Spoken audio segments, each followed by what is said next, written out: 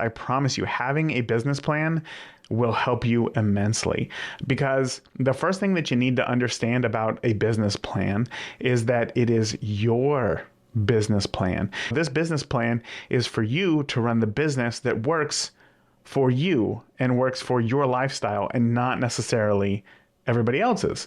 A business plan is essentially just a document that says what your business is about and how you make money and how you plan to stay in business. That's really it. Hey, Raymond here from the Beginner Photography Podcast, and today we are talking all about how to craft your first photography business plan. I really hope that this episode is going to be a roadmap for you on how to get started, because I know from personal experience that a business plan can be really helpful if you want to get into business and you want to start earning money with your camera. Even though I also know that, like, in the beginning, I found it really hard to get a business plan written and going because I kind of had some ideas about a business plan. I kind of listened to maybe too many podcasts about starting like a scrappy solopreneur type of business and just heard some bad advice. So I want to share that with you today. The things that I learned, the things that I wish that I did, what I wish that I didn't do, and how you can create a business plan to ultimately start and grow a business here in photography. Because I can tell you, it's a pretty sweet business when you got it set up and going pretty good. So the first thing, again, when I first started, I really didn't think that having a business plan was super important. So I really never made one. And I think the reason for that was knowing that I was just going to be like a solo, like a one-person business. I didn't think that it was necessary for me. They always seemed so complicated. They seemed vague, full of like legal speak. And it just didn't seem to me like it was for my small business. But as time went on, as I made some mistakes, I learned a lot more about business, and suddenly like business plans made more sense. And I think what helped me the most is that I just started looking at other businesses, trying to figure out how they were making money. And for a little bit, there was like this Dunning-Kruger effect. If you're unfamiliar with the Dunning-Kruger effect, it's, imagine this chart, right? When you're at the very beginning of something, you know that you don't know anything about it. But once you know a little bit about it, you think that you know a ton, right? And then as you start to learn more, you realize, oh, I actually don't know nearly as much as I thought that I did. And for me, it was that way with business. I remember, in the beginning, I knew that I was a photographer first who was starting a business, but I knew that I needed to know about business. So that's when I started learning about business. And then once I learned a little bit about business, I'll tell you what, I was probably the most obnoxious person to watch Shark Tank with, because every business that would come in, every product that would come in, I would just rip it to shreds, be like, what a terrible idea. And then as time goes on, as you learn more about business, you realize how much you don't know. And that's a difficult pill to swallow, honestly, but it comes from making mistakes. So again, that's what I'm going to share with you today, because a business plan really is important. I can tell you it's not just for big businesses with teams of people. It doesn't have to be written in that dense legal speak. What a business plan should be is almost like a roadmap. A business plan should be your guide for when you're feeling stuck or when you're feeling overwhelmed and you feel like you're not sure exactly what to do. And for me, I think that honestly, like a well-structured business plan can be the foundation for a successful solo photography venture. Even if you're the kind of person who, you say that you kind of fly by the seat of your pants, I promise you, having a business plan will help you immensely. Because the first thing that you need to understand about a business plan is that it is your business plan. It is not a standard business plan, how every business should be running. It's your business plan. It only needs to make sense to you. This business plan is for you to run the business that works for you and works for your lifestyle and not necessarily everybody else's.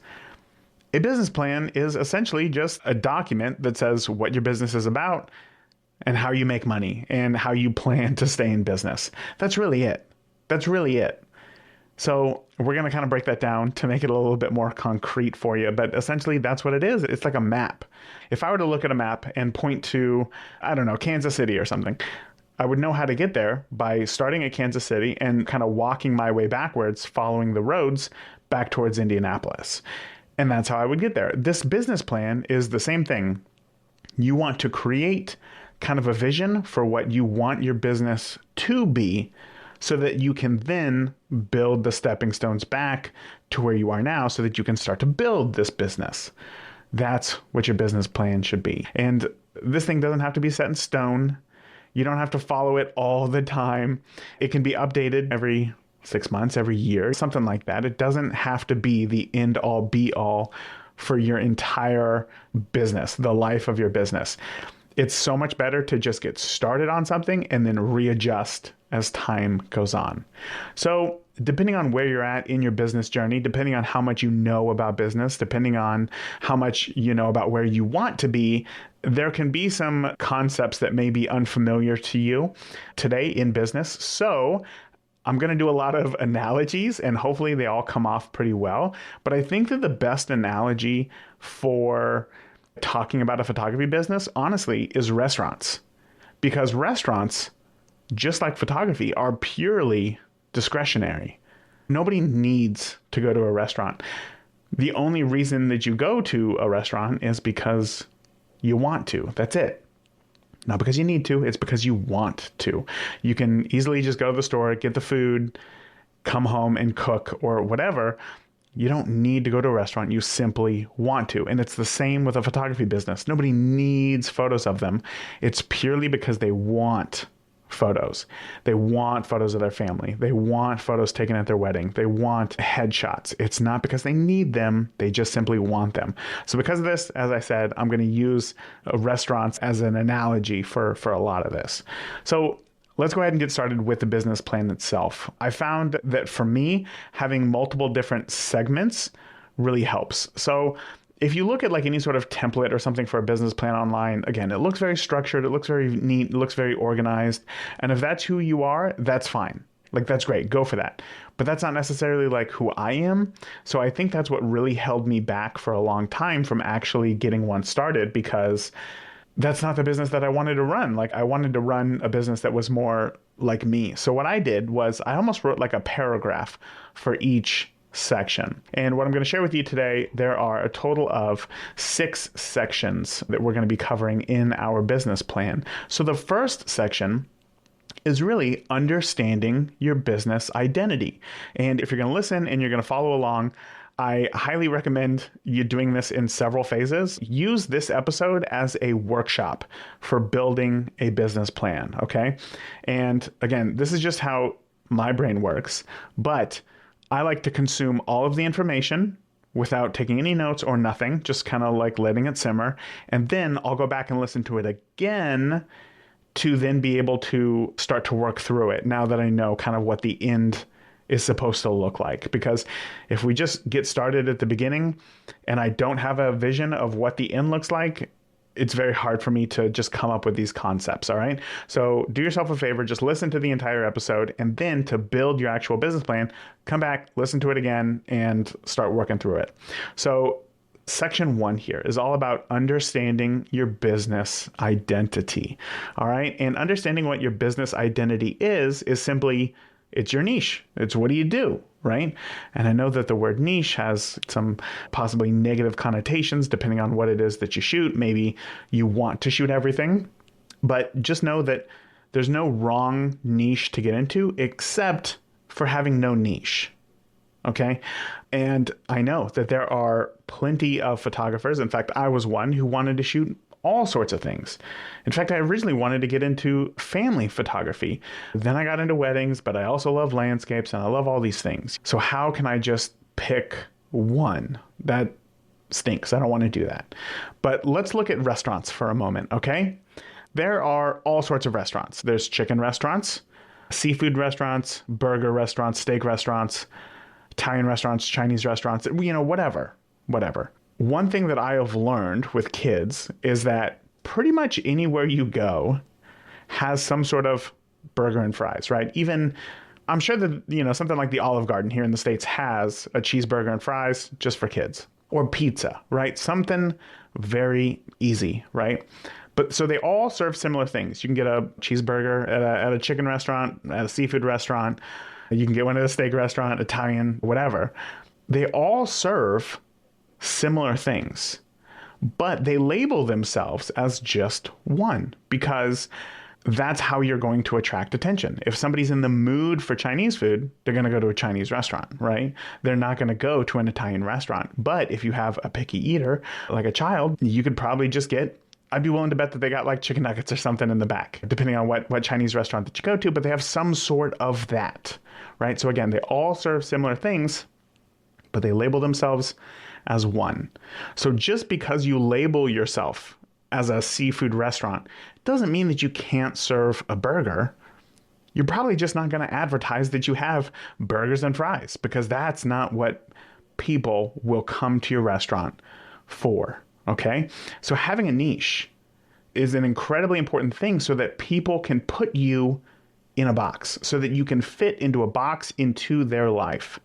If you're a really good landscape photographer, like you're really skilled at taking landscapes, but you also shoot weddings, and maybe you're even better at shooting weddings. But if you don't label yourself as one or the other, you're not going to get called. So the question to ask yourself is, what do you like to shoot? What photography skills are you good at? What will make you stand out against other photographers? Can you see yourself doing this for a long time? Does it fit your lifestyle? For me, when I got into weddings, like my son was just born, right? Actually, it was right before he was born. So weekends to me didn't really like mean anything. But as I got older, weekends now become more important because my kids are older and we do stuff on the weekends. So now it doesn't necessarily fit my lifestyle. But you can still go out as a wedding photographer, shoot landscapes, shoot street photography, shoot senior photos if you want to, but pick something that you want to be known for. All right. And again, remember, this can change in the future. It's changed for me. It can change in the future. Just pick one today and start moving forward with it.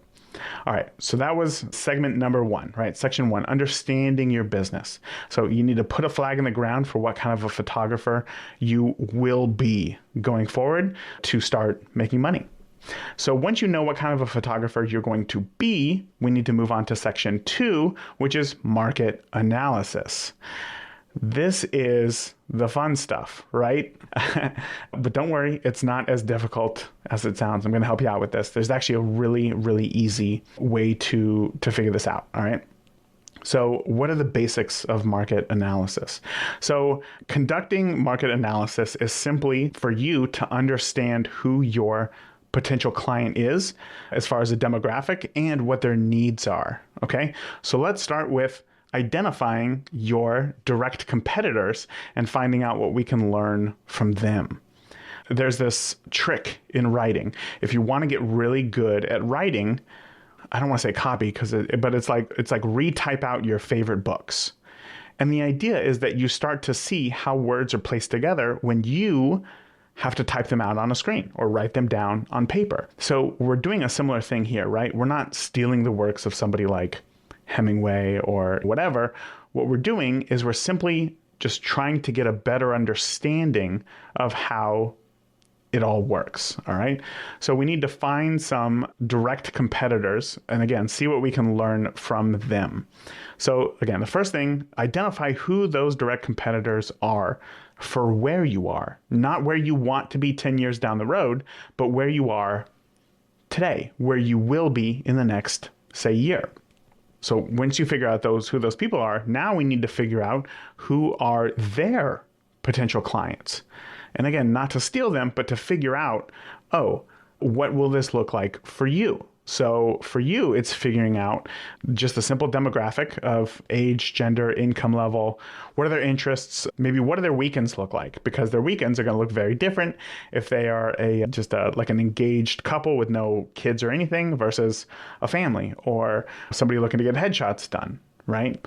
So once you figure out kind of what does your potential client look like or could look like, now it's time to figure out what are their needs.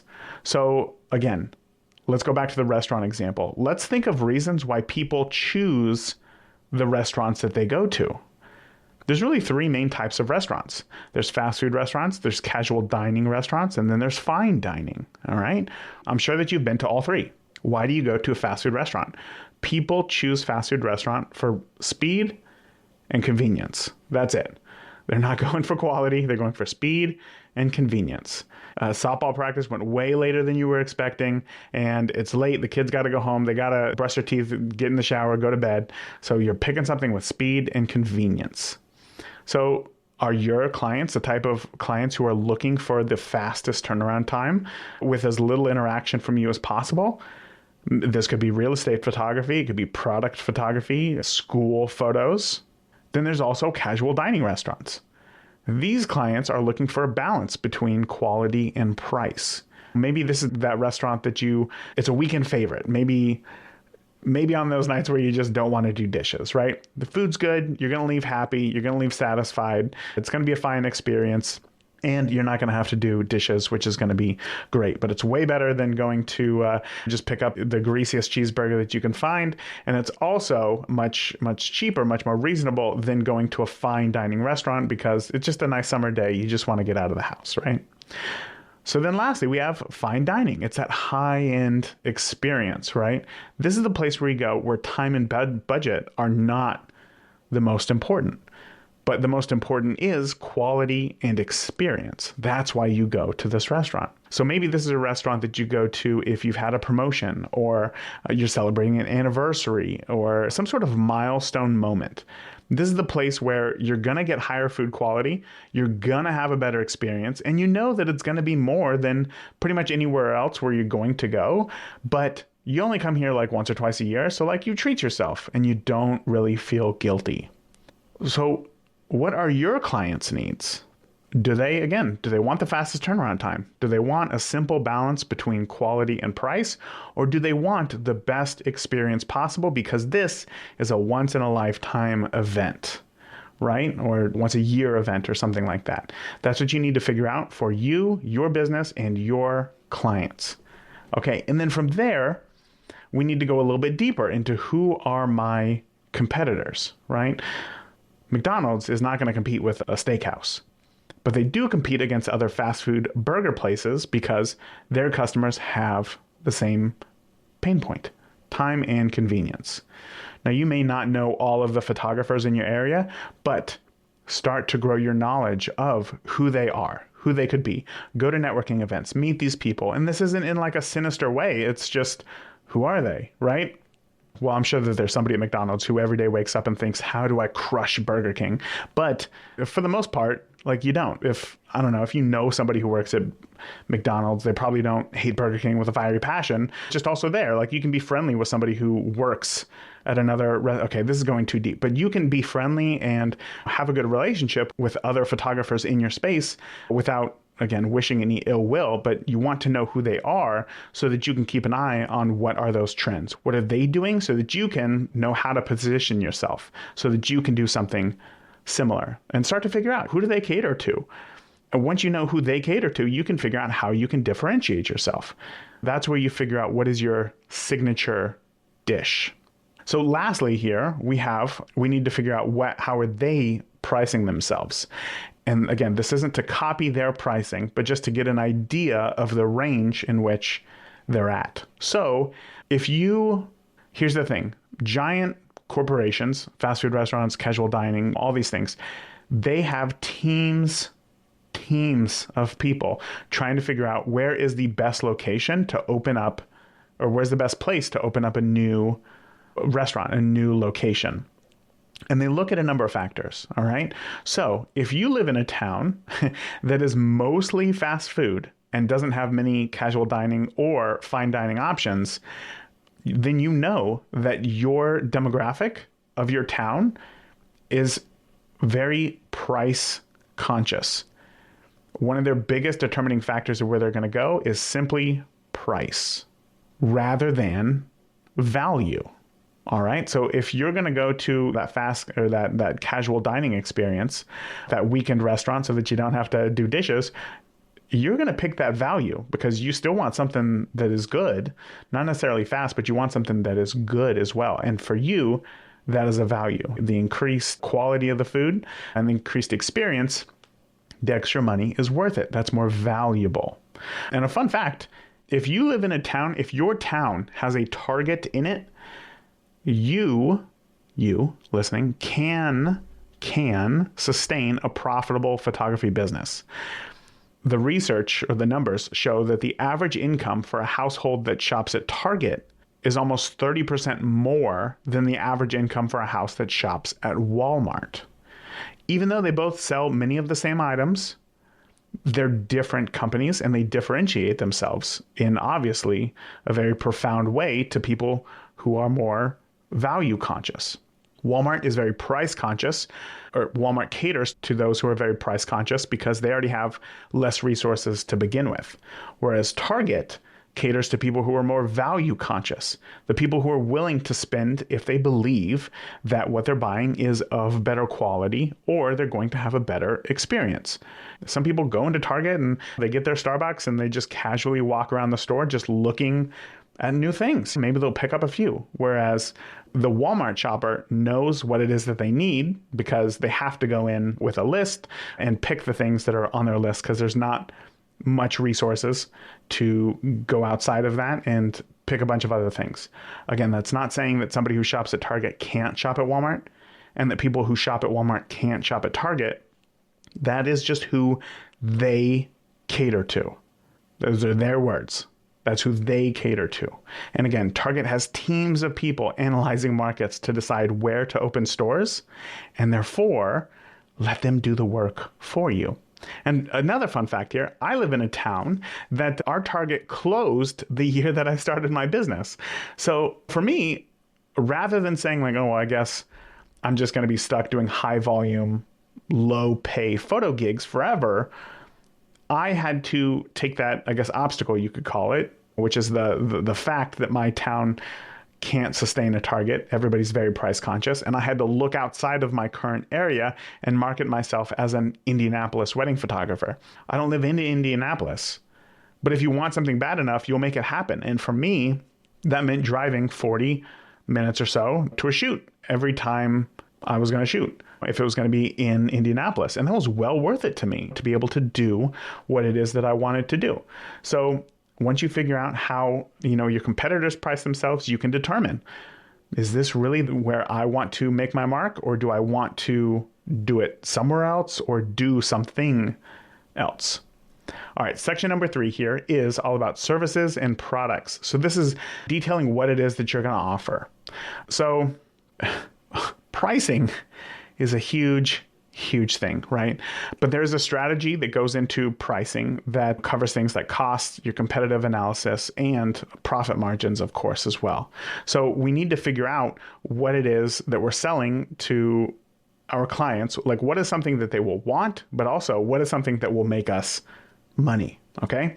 Now, what you need to do is think about your skill set and what your client and market wants. Again, does your client want speed and convenience, or are they willing to give you more time and money for a higher quality product? What is it that you want to offer? And then you need to ask yourself, how can you package your products and services to attract your ideal client? A steakhouse isn't going to try to market to people who frequent McDonald's. They're going to market to people celebrating occasions or have a big business event, people who are more apt to go there. Now, when starting out, I highly recommend that when creating products and services, you take the simplest approach ever, which is just simply good, better, best. Okay? People do very well with packages. When buying things a la carte, people become very price conscious. When buying things in packages, they are more apt to be value conscious. And that's not only going to earn you more money, but it's also going to make your clients happier because now they feel like they've got themselves a really good deal. So let's say for a second that you are a family photographer. And again, I'm just going to throw out some numbers. Your session is $249. Digital downloads are $249.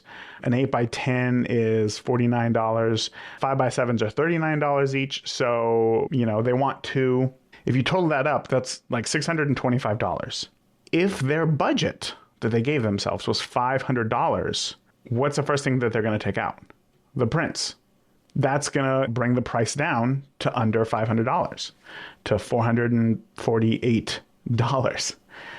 But if you bundle it all together and put a savings on it, say sold it all for $549, Well, it's much easier to rationalize spending more money when you get, say, $125 for the product for only $49 more.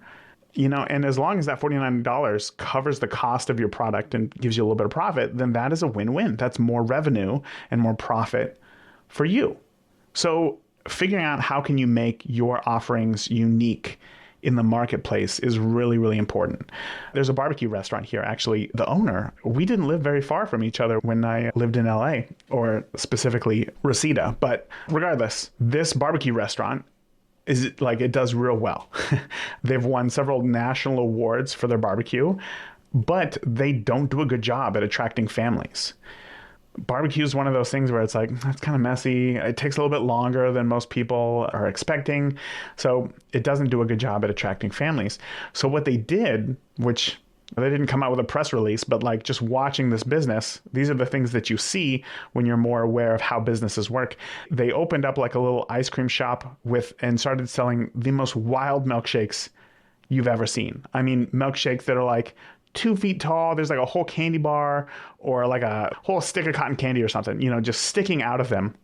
No, in fact, my son got one with what's it called? Like a dilly pop or something inside. It's an ice cream bar. There's an ice cream bar stuck into his milkshake. It's crazy. But they're just regular milkshakes with stuff on top. But what that does is it increases the perceived value. Suddenly, oh wow, I've never seen a milkshake like that. That's wild. The value of that milkshake is incredibly high. Now, their core product, barbecue, it didn't change, but they created a unique offer with milkshakes have incredibly high profit margins that now gives them an advantage over other barbecue places, because now kids or families will choose it simply because it's just more fun. So think about what are the things that you could do as well. Could you include a quick headshot in your family sessions? Could you offer handmade holiday cards? Could you offer 48-hour turnaround time on your images? What could you do? Remember, these things are not free. It's not like, I also will include 48-hour turnaround time on all of your images absolutely free. It's what could you include to entice people to choose you? It's not free. It's just a unique offer. If you have a family session, you're probably a working professional. You probably would like to update your LinkedIn or your business headshot. Let's go ahead and get it while we're all together. And that's simply $49 or something. That's going to make them choose you because now they can do two things at once. That saves them time, lets them spend more time with their family, but also increases their value at their business. So again, what could you offer that your marketplace isn't? That'll give you an edge. All right, section 4 here. Marketing and sales strategy. This is all about how you're going to reach your core audience, your ideal audience, and sell your services. So developing a marketing plan, covering branding, your online presence, things like website and social media, and promotional strategies. This is what we're talking about. Sales strategies such as like booking your clients, upselling your clients, and then also managing client relationships. That is a good one. So I think when it comes to marketing is simply describing what it is that you do for who. That's really what it is, right? Coke, they make refreshing drinks for people who are parched. I don't know. That's what they do, and it's who it's for. So for you, I encourage you to try to do the same thing. But just to show you how the power of a description can change everything, if you look at the book titled Diary of a Young Girl, I'll tell you what, it really isn't something that sounds like a compelling book to me if you have no idea what's inside. But the description is the real-life diary of a young Jewish girl forced to hide with her family for 2 years in the attic of an old office building to escape Hitler's oppressive Gestapo. Wow. Okay, now I want to read that book. Not only is the description more factual, but it's also intriguing. You can now make a much better decision in your choice when you're deciding what is it that you're going to read. The description is everything, okay? So I think of a good business description as several factors. It should include, again, what do you do and who do you serve? But also, if you want to take it to the next level, what is the pain point that you solve that sets you apart? You know, me, I would say, oh, I'm a wedding photographer for established couples who feel particularly uncomfortable in front of the camera, but yet they still want really memorable and beautiful images of their wedding day. If you're somebody who thinks, I hate having my picture taken, that's going to resonate with you because you know that you want beautiful pictures of your wedding day and you know that you feel uncomfortable in front of the camera. But now if you have somebody who specializes in working with uncomfortable clients, you're going to choose me.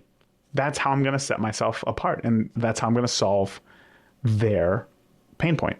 If you say I'm a portrait photographer for families with autistic children who are worried that their child's energy is going to keep them from being able to have a beautiful family photo full of love and connection. Think about that. What you do, who you serve, the pain point that you solve. That's wonderful. Next, once you have your description, let's start thinking about what types of promotions you can offer. Promotions are the best way to get somebody off of the fence who's thinking about booking you or somebody of your services. And restaurants are the masters of promotions, especially like fast food restaurants. There are two main types of promotions, okay? Write this down. There are discounts and then there's upgrades. A discount is like get $10 off when you spend $50. An upgrade is like get a free dessert when you buy 2 meals. They have about the same perceived value, right? Say a dessert, it's about $10. They're already going to spend $50 anyway, so it saves them $10. The other one, you get $10 off when you spend $50. But here's the thing. When you give somebody $10 off, that's $10 out of your pocket. But when you give somebody a free dessert when they already spent $50, maybe that dessert only costs you $3. So now it only costs you $3 rather than $10. But for the people who are more attracted to upgrades, right? Those are the clients who are value conscious rather than price conscious.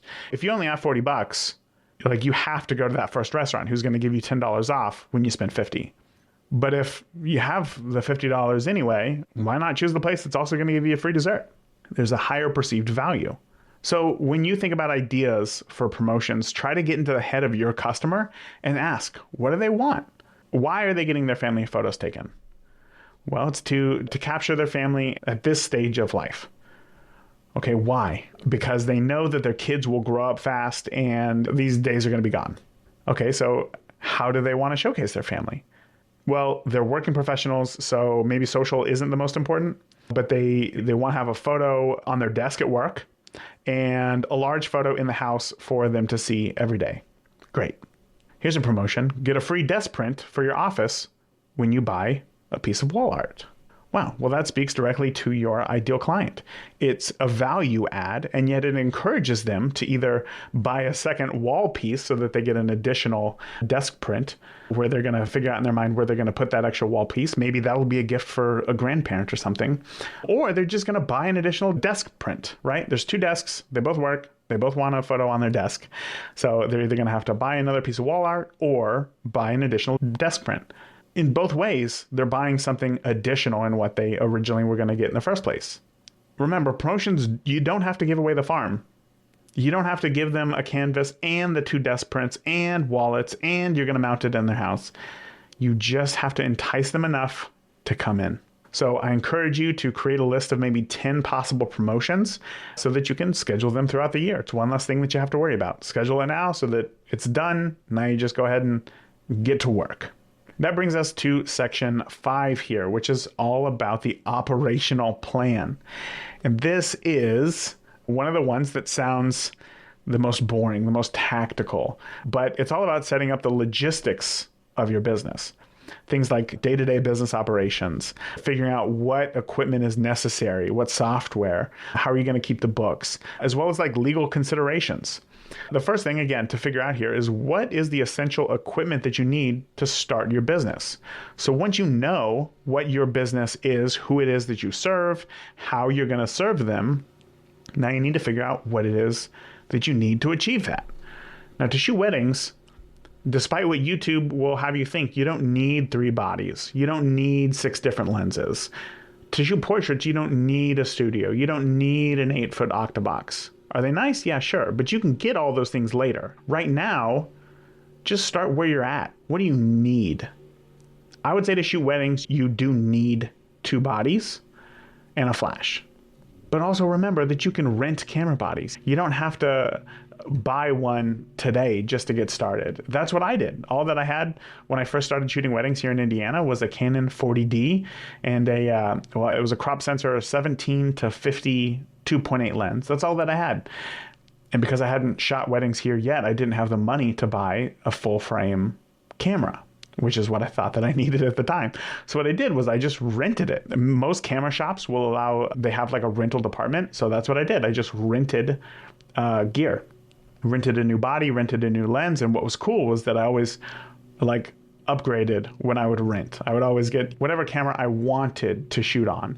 And then my actual camera kind of became my backup camera. And this allowed me to get the type of photos that I wanted, allowed me to practice with more professional equipment, and essentially do like an interview for what is the gear that I'm going to buy when I'm ready to purchase new equipment. So again, you don't have to buy an additional body right now if you don't have one, but I would suggest that you buy a flash. In fact, 2 flashes, because if it dies and it's a dark reception, what are you going to do? The flash is cheap enough. You can buy them for about $100, $110, $15 on Amazon. I've used Yongnuo for a while. I know a lot of people have great luck with Godox as well. Just buy something cheap enough to get going. And then again, as time goes on, you can upgrade later when you figure out what is the equipment that is going to make your life easier and also allow you to capture more of the work that you want to capture. But to start, you just get what you absolutely need. All right, next, we got to figure out how we're going to handle client management. And this is from inquiries to invoices to emails and scheduling shoots and knowing what packages clients booked and when their shoot is and has it been edited, has it been delivered? When are you going to email them to ask them for a review? When are you going to follow up, inviting them to get a new session? There's a lot to handle when it comes to client management. And if you have like 7 or 8 clients, all at different stages, it is super easy to forget a step and drop the ball. And 7 or 8 clients, it's not, depending on where you're at in your business, it may seem like a lot, but it's really not a lot. Like 8 clients isn't going to serve you for a year's worth of revenue. Like you're going to need a lot more. So if you can drop the ball at 7 or 8 clients, imagine what's going to happen if you book 30 or 40 clients. Now, there are a ton of services that offer things like client management. I use 17 Hats for years, but they pivoted away from mainly focusing on photographers. And when they did that, their price just went through the roof. And that's not good when you're just getting started. Luckily, if you use CloudSpot already to deliver your photos, even if you have just their free account, you can use CloudSpot Studio, which is their client relationship manager. It's already built in. And what's great, honestly, about having a CRM is that for every client, all you got to do is just click on them and see where you're at.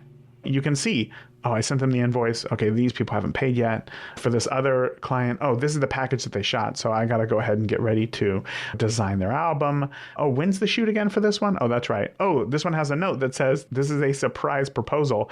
Don't spoil it. But the point is that it is an invaluable tool because it's one place that houses all the information for all of your clients. So to me, the fact that CloudSpot just includes it even in their free account is truly amazing. And of course, when your business is ready to, then you can upgrade and have some more features. But to get started where you're at in your business right now, you don't need anything else. So if you don't already have a CloudSpot account yet, you can do so right now and grab your free account by heading over to deliverphotos.com. Okay. So now we figured out how, what equipment we need and how we're going to handle client management. Next is, what are the different types of business entities? What business entity will you be? I'm going to try my hardest to give you enough information here without completely overwhelming you, okay? Because there's many options. And this section right here, I'm specifically talking about if you are located in the States, right? There's an LLC, there's an S Corp, you could be a sole proprietor. Again, I know that it sounds scary. I spent a ton of time looking into each one. And here, I'm going to share with you what I learned, but take all of this information knowing that I'm not a tax or a financial expert. I don't claim to be. This info that I'm going to share with you was simply helpful information to me that I wish that I would have had, and it applied to me in my family situation. So that's the lens that I'm looking through all of these options through. Okay. Your family situation might be different. I don't know. But here's what I learned. Being a sole proprietor is the easiest and probably the most common entity for photographers to get started. It has the least amount of paperwork just to get started.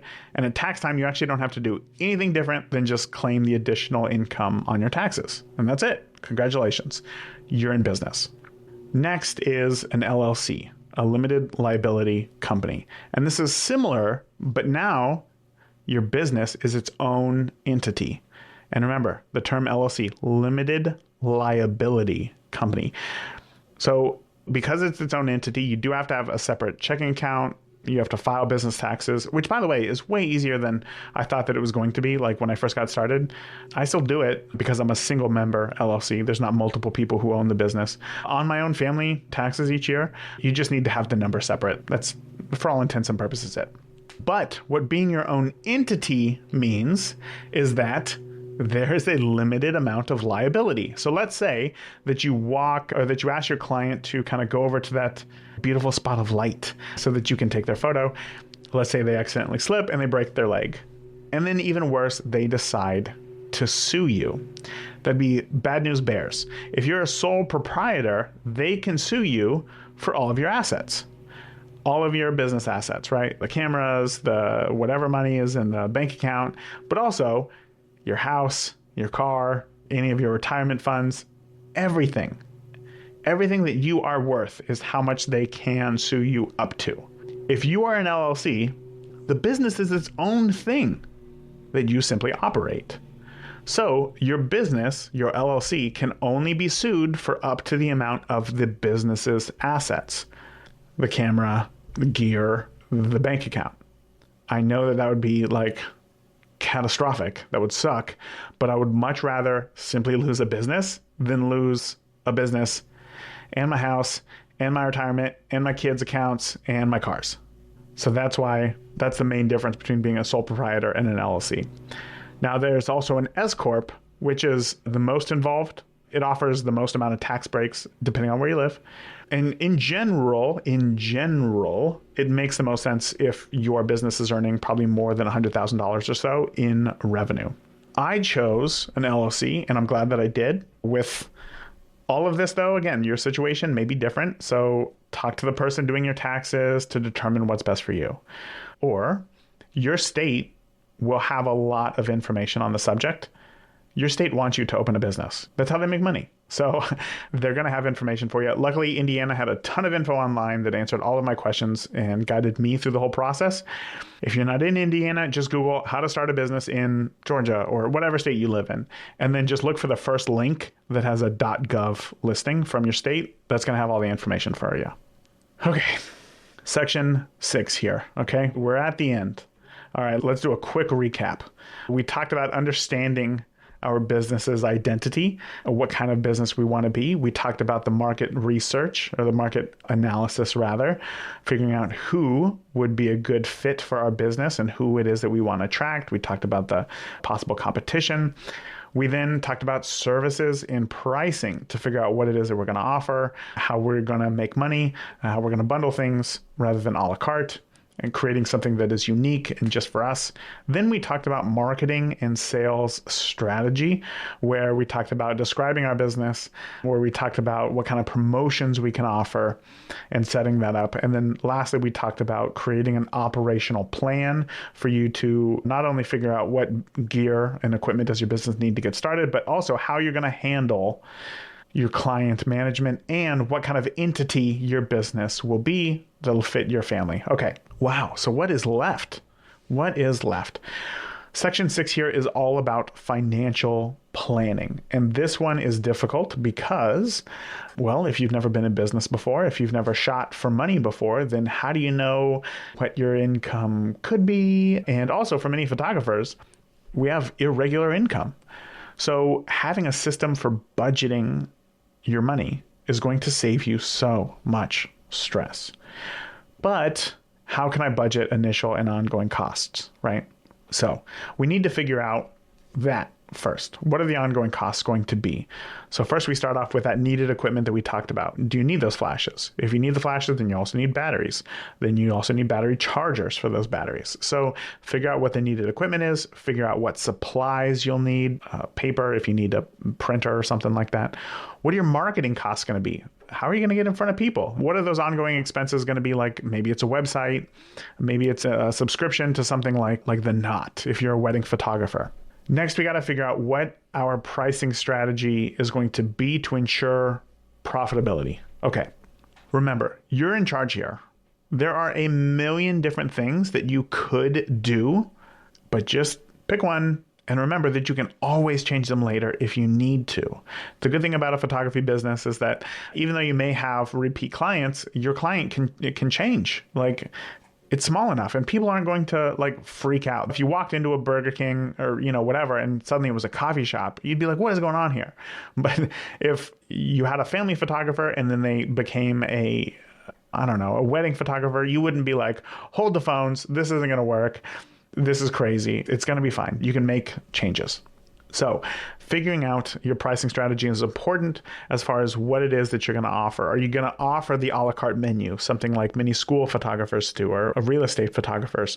Are you going to sell through packages, right? Or are you going to offer a subscription service? Holy cow, how great would it be to just have reoccurring revenue every month?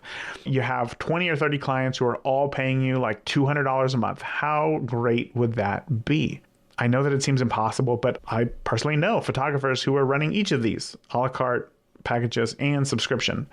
And they all work. It just depends on your client and your type of photography.